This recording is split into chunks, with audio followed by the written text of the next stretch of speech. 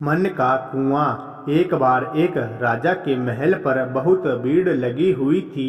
भीड़ बढ़ती जा रही थी।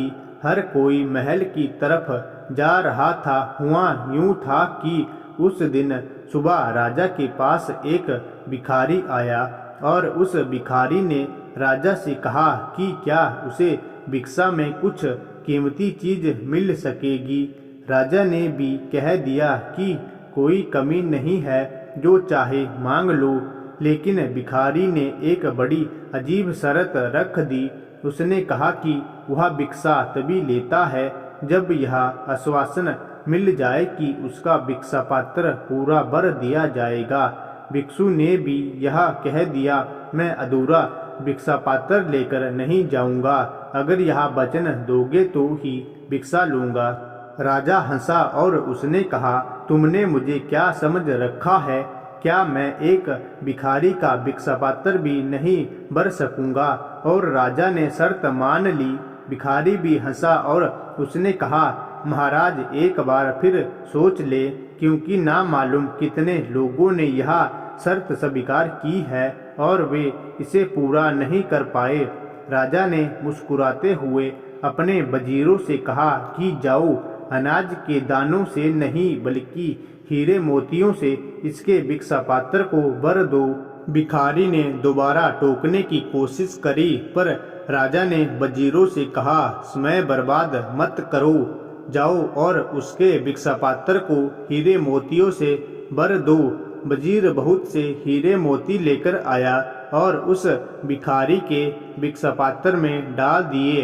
भिक्षा पात्र में डालते ही वो हीरे मोती कहीं खो गए और भिक्षा पात्र खाली का खाली रहा। सुबह से दोपहर हो गई, लेकिन वो भिक्षा पात्र खाली का खाली ही रहा।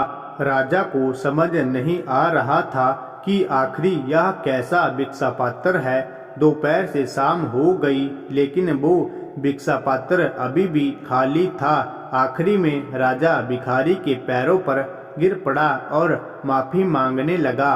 राजा ने कहा, मैं माफी मांगता हूँ, बस आप इतना बता दे कि यह भिक्षा पात्र क्या है। क्या इसमें किसी तरह का जादू है या कोई रहस्य? उस भिखारी ने बताया, ये ना तो कोई जादू है और ना कोई रहस्य।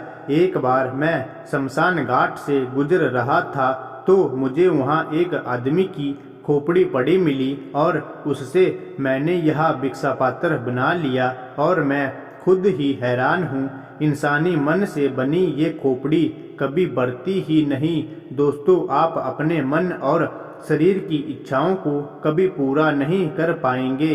यदि आपको महानता हासिल करनी है तो शरीर और मन के इस चक्कर को तोड़कर इससे ऊपर उठना होगा। हमारा मन लालच से भरा होता है, इसे कभी नहीं भरा जा सकता। लोग सिर्फ इस भ्रम में जीते हैं कि शायद कल मेरा मन भर जाएगा, लेकिन ईश्वर ने मन को बनाया ही इस तरह है कि उसे भरा नहीं जा सकता। हमारा मन हमें हमेशा किसी न किसी लालच में फंसाए रखता है और हमें हमारे लक्ष्य से दूर कर देता है। जो लोग अपने मन को कंट्रोल करके लगातार अपनी सफलता के लिए काम करते हैं, वही लोग दुनिया में आगे बढ़ पाते हैं। इसलिए अपने मन को ऐसी चीजों से हमेशा दूर रखें जो आपके जीवन में मुसीबत खड़ी कर सकती है।